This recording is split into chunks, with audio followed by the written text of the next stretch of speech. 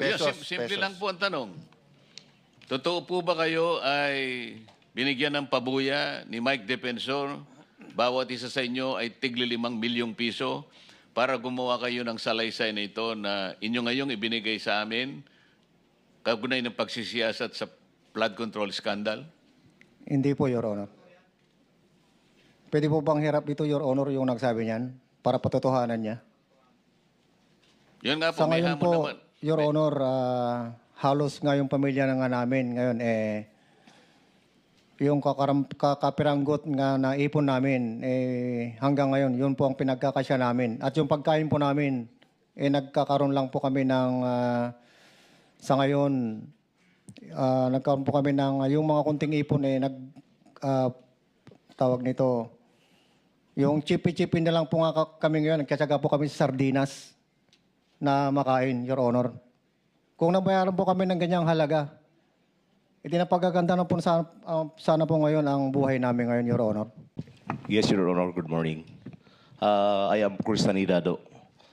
Bali, isa rin sa rason na bakit kami lumabas dahil sa patutunayan namin yung mga statement or affidavit ni Master Sergeant Orly Gutesa. Ito, sir, hindi ito sundalo kami, sir. Hindi kami nagpapatukso sa mga pera. Gusto namin trabaho sana. Trabaho na kung saan mabuhay namin, ang pamilya namin para sa aming sariling sikap. So, ang nangyari kay Tap Orly Gutesa, kasi ako ang laging kasama, which is, pag may mga lakad, ako yung driver niya. Partner kami ni Orly Gutesa. Nalulungkot ako bakit ganun ang ginawa. Bakit, kung sino pa yung testigo, sino pa yung nagsasabi ng totoo, yun, bakit ganun? Bakit ganun tayo, sir? Nasamantala, hindi nila nare-realize yung buhay ng mga kababayan nating mahihirap. Lagi na lang naririnig, puro korupsyon. So yun ang rason, sir, na kahit walang bayad, kahit ano, willing kami magsakripisyo, mag-alay ng sarili namin para mabago tong kalakaran ng bansang Pilipinas, sir. So, sa ganitong nangyayari sa atin ngayon, sir, gaya kanina, grabing panggigipit, unconstitutional talaga. Kami, sir, sundalo kami. Dating sundalo, nagserbisyo din sa bayan.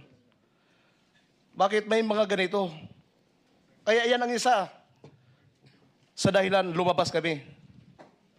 Yun lang po, sir. Maraming salamat. Sir, may dagdag pa ko, sir. Ako, sir, kung meron akong 5 million na hinawakan ngayon, siguro,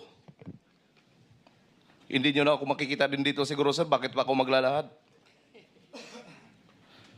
Kahapon nga, tumawag yung nanay ko sa akin, nasa hospital. Sabi ko, nakakahiya naman humingi ng tulong kay attorney. Nakakahiya naman kasi parang critical na sitwasyon namin. Ngayon, ma'am and sir, Your Honor, nagugutom kami. Ang pamilya namin ngayon gutom.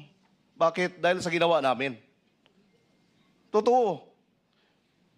Kasi itong ginawa namin, hindi ito pang sarili. Para sa bayan ito. Kaya huwag niyong sabihin na tumanggap kami ng 5 milyon.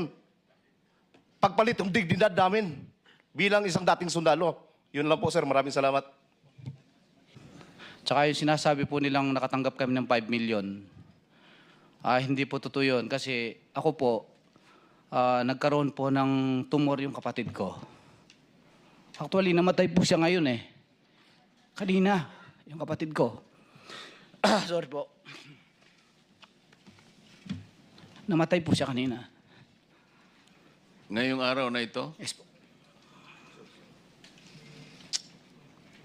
Kasi ang nangyari, Atty. Baligod, nung itong inyong pinagsama-samang salaysay ay lumabas na nga. Kung may pera po ako, naipagumot ko na po yun eh.